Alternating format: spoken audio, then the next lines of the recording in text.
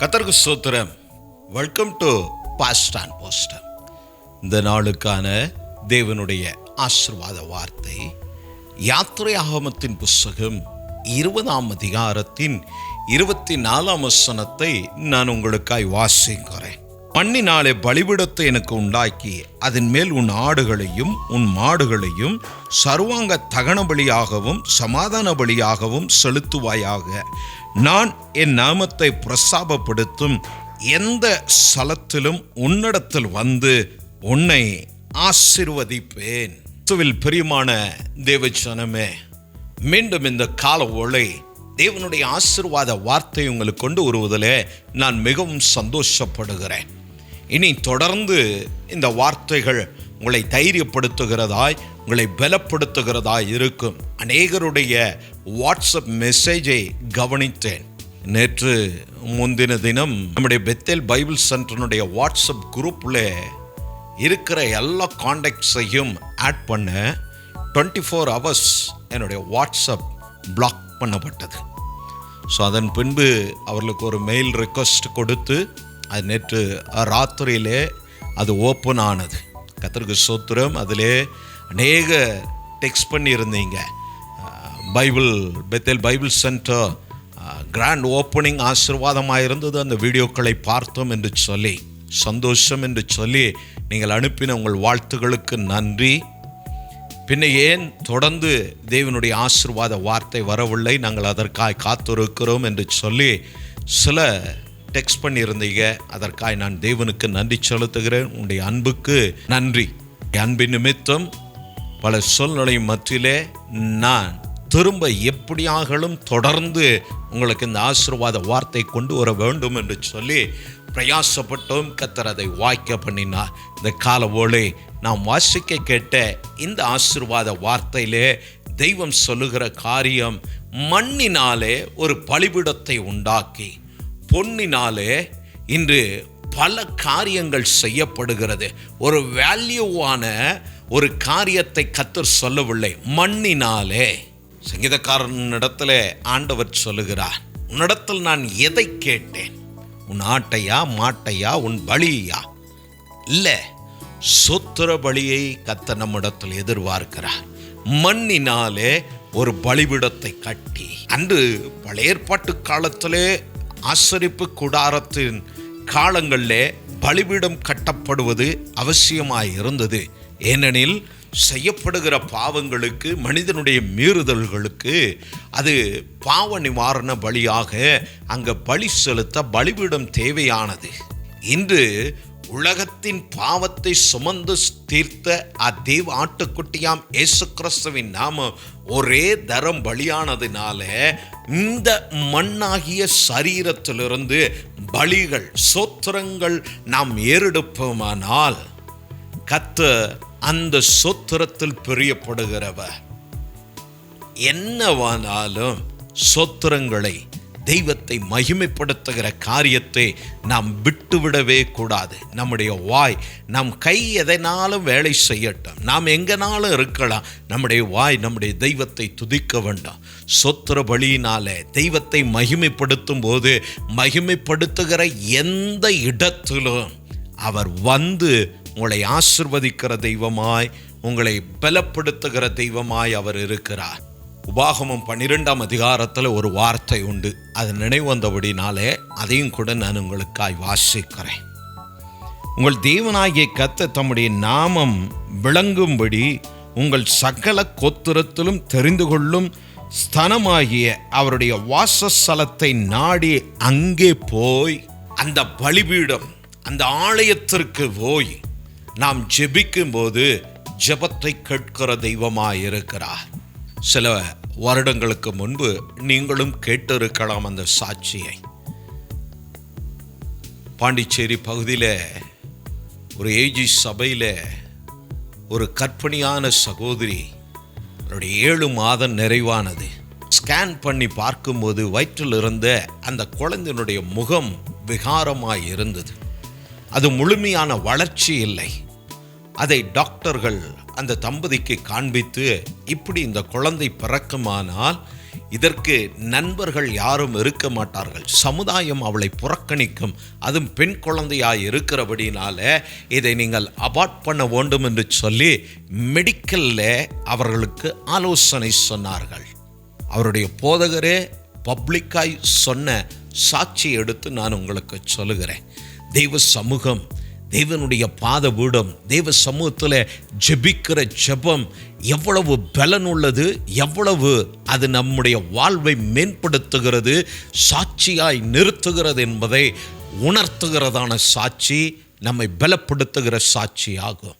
இந்த சகோதரி டாக்டர்கள் சொன்ன ஆலோசனையை உதறி தள்ளிவிட்டு கற்பத்தின் கனி கர்த்தரால் வரும் சுதந்திரம் என்று சொல்லி அதை விசுவாசித்து, இந்த கற்பத்தை கர்த்தர் எனக்கு கொடுத்தார், இந்த கனி கர்த்தரால் உண்டானது என்று சொல்லி அவரை நம்பி டாக்டருடைய வார்த்தையை அசட்டை பண்ணி இந்த உலகத்தின் அறிவு, படிப்பு, இந்த உலகத்தின் ஞானம் எல்லாம் வெட்கப்பட்டு போகத்தக்கதா இவைகளுக்கும் மேல் அப்பாற்பட்டு கிரியை செய்ய வல்லமையுள்ள ஒரு தெய்வம் உண்டு என்பதை உலகமும் அந்த டாக்டர்களும் அறிந்து கொள்ளத்தக்கதா அந்த சகோதரி சரியான விசுவாசத்தில் நின்று ஒரு தீர்மானத்தை எடுத்து டாக்டருடைய வார்த்தை அசட்டை பண்ணி நேராய் ஆலயத்திற்கு வந்தார்கள். தினமும் ஆலயத்தில் வந்து முழங்கால் படியிட்டு அன்னாள் சாமுவேலுக்காய் ஜெபித்தது போல இந்த சகோதரி இந்த விகார முகமுள்ளதான அந்த குழந்தைக்காக தினமும் தெய்வ சமூகத்தில் அழுது ஜெபிக்க ஆரம்பித்தார்கள். அவருடைய பிரசவ நாள் வந்தது. தேவன் ஜெபத்தை கேட்கிறவர். யார் பார்க்கிறார்களோ இல்லையோ, யார் உங்கள் கூப்பிடுதலை கேட்கிறார்களோ இல்லையோ, யார் உங்களுக்கு கரம் கொடுக்கிறார்களோ இல்லையோ, யார் உங்களுக்கு உதவி செய்கிறார்களோ இல்லையோ, சேனைகளின் கர்த்தர் நிச்சயமாய் நீங்கள் கூப்பிடும்போது உங்கள் கூப்பிடுதலுக்கு அவர் பதில் கொடுக்கிற தெய்வமாய் இருக்கிறார். அந்த தெய்வம் அந்த சகோதரனுடைய கூப்பிடுதலை கேட்டார். நீ என்னை மகிமைப்படுத்துகிற எவ்விடத்திலும் வந்து நான் உன்னை ஆசீர்வதிப்பேன் என்று சொன்ன தெய்வம் அந்த சகோதரனுடைய ஜெபத்தை கேட்டார். தொடர்ந்து அந்த 3 மாதங்கள் அவர்கள் ஜெபித்தார்கள். சோர்ந்து போகாமல் ஜெபித்தார்கள், தைரியமாய் ஜெபித்தார்கள், விசுவாசத்தோடு ஜெபித்தார்கள். கர்த்தர் என்னை ஆசீர்வதிப்பார், இந்த கற்பத்தை கர்த்தர் ஆசீர்வதிப்பார் என்று விசுவாசித்தார்கள். நீ விசுவாசித்தால் தேவனுடைய மகிமை காண்பா என்று சொன்ன அந்த வார்த்தையின் அடிப்படையில் அந்த நிறைவு நாளில் அதே ஹாஸ்பிட்டலில் போய் அவர்கள் திரும்ப அந்த பிரசவ நாளுக்காக அட்மிட் ஆக போகும்போது அந்த டாக்டர்கள் யோசித்து திட்டி அதை ஸ்கேன் பண்ணும்போது தான் அந்த டாக்டர்களுக்கு புரிந்தது இவர்களுடைய தெய்வம் வல்லமையும் பயங்கரமான கர்த்தர் என்பதை. நம்முடைய பிதாக்களுக்கு மாத்திரமல்ல, வேத புஸ்தகத்தில் மாத்திரமல்ல, என்று அப்படி நீங்களும் விசுவாசிப்பீர்களானால், என்று இந்த வார்த்தை அப்படி நீங்கள் ஏற்றுக்கொள்வீர்களானால், நிச்சயமாக நீங்கள் இருக்கிற இடத்துல, நீங்கள் ஜெபிக்கிற இடத்துல இதை கேட்டுக்கொண்டு கர்த்தாவே என் வாழ்க்கை இப்படி மாறணுமே என்று சொல்லி நீங்கள் கூப்பிடுவீர்களானால், நிச்சயமாய் நான் சொல்லுகிறேன், கர்த்தர் அந்த சகோதரிக்கு இறங்கினது போல உங்களுக்கும் இறங்கி உங்கள் சூழ்நிலைகளை, உங்களுடைய காரியத்தை மாற்றி ஒரு ஜெயமுள்ள வாழ்க்கை, வெட்கப்படுகிற இடத்துல உங்களை நிமிர்ந்து நிற்க பண்ணி உங்களை கனப்படுத்த வைக்க அவர் போதுமான கர்த்தராய் உங்களுடைய ஜெபத்தை கேட்பார். சொத்திர பலியிடுகிறவன் என்னை மகிமைப்படுத்துகிறான். சகோதரி கடைசியா அந்த பிள்ளையை, பெண் பிள்ளையை பெற்றெடுத்தார்கள். சில வருடங்கள் ஆனது. அதே ஊழியக்காரர் அந்த குழந்தை பிரதிஷ்டை பண்ணி பப்ளிக்காக அந்த குழந்தையினுடைய முகத்தை காண்பித்தார். அவ்வளோ பியூட்டிஃபுல்லாக இருந்தது. அருமையாய் கர்த்தர் அதை வடிவமைத்தார். அங்கே ஒரு குறைவில்லை. நிறைவானது வரும்போது குறைகள் அங்கே ஒளிந்து போகும். ஆலயத்தில் மாத்திரமல்ல, ஆவியானவர் வரும்போது மாத்திரமல்ல, நாம் ஜெபிக்கும் போதும் ஆவியானவர் நமக்குள் இருந்து கிரியை செய்கிறார். ஏதோ ஒரு இடத்தில் அல்ல. ஆலயம் முக்கியமானது. ஆலயத்தில் நாம் வீட்டில் இருந்து ஜெபிக்கிறதை விட, வெளியிலிருந்து ஜெபிப்பதை விட, ஆலயத்தில் வந்து முழங்கால் படியிட்டு ஜெபிக்கிறது எல்லாவற்றிலும் உன்னதமானதும் உயர்ந்ததுமாயிருக்கிறது. ஏனெனில் ஆலயம் தேவனுடைய வீடு. நாம் தேவனுடைய ஆலயம். நல்லது. ஆனால் ஆலயத்தில் ஜெபிப்பதற்கு கர்த்தர் உடனடியாய் பதில் கொடுக்கிறார். அந்த சகோதரிக்கும் ஆலயத்திற்கும் தூரம் இருந்தாலோ கற்பனி சகோதரி தூரம் பார்க்காமல் ஒரு அற்புதத்துக்காக, தேவனுடைய கிரியைக்காக, தேவனுடைய தொடுதலுக்காக ஆலயத்தை விடாமல் போய் செபித்தார்கள். ஒவ்வொரு நாளும் செபித்தார்கள். கர்த்தர் மகிமையான சாட்சியாய் நிறுத்தினார். இன்றும் நீங்கள் கேட்கிற சாட்சியாய் உங்களுக்கும் ஒரு சாட்சியான சகோதரியாய் அவர்கள் காணப்படுகிறார்கள். அதுபோல் நீங்களும் இருப்பீர்களானால் நீங்கள் மற்றவர்களுக்கான சாட்சியானவர்களாய் கர்த்தர் உங்களையும் ஆசீர்வதிக்க அவர் போதுமானவர். என் நாமத்தை மேம்படுத்தும் எவ்விடத்தில் நான் வந்து உங்களை ஆசீர்வதிப்பேன் என்றவர். நீங்கள் அவருக்கு ஏறெடுக்கிறதான பலி ஏதுவோ அந்த சொத்துர பலியை அவர் நுகர்ந்து கொண்டு உங்கள் பலிகளை ஏற்றுக்கொண்டு நீங்கள் செலுத்துகிற அக்காணிக்கைகளை அங்கீகரித்து கொண்டு அதற்கு பதிலாக உங்களை ஆசீர்வதிக்கிற கர்த்தராய் இருக்கிறார். அவர் வானத்தில் இருக்கிறார். அங்கிருந்து இறங்குகிற ஒன்றும் இங்கிருந்து எழும்புகிறதை மேலே எழுப்பாது. அதை அமிழ்த்தும் அதை மேற்கொள்ளுவதற்கு தேவனுடைய அபிஷேகம், தேவனுடைய பிரசன்னம், தேவனுடைய ஆசீர்வாதம், தேவனுடைய நன்மை, தேவனுடைய சமாதானம் போதுமானதாக இருக்கிறது. நம்முடைய பிதாக்களை கர்த்தர் தைரியப்படுத்தினார். வனாந்தரத்திலே அவர்கள் கர்த்தரை தொழுது கொண்டார்கள். தொழுது கொண்ட இடங்களிலெல்லாம் ஆசீர்வாதமாயிருக்க கர்த்தர் கிருபை செய்தார். நான் அடிக்கடி சொல்லுவேன், விதைப்பும் இல்லை, நீர்ப்பாய்ச்சலும் இல்லை, ஒரு கவலை இல்லை, நன்றாய் சாப்பிட்டார்கள். ஒரு கடை இல்லை, ஒரு சூப்பர் மார்க்கெட் இல்லை. கர்த்தரே அவர்களுக்கு வானத்தின் பலகணியை திறந்து அவர்கள் கேட்டதை வாஞ்சித்ததை கொடுத்தார்.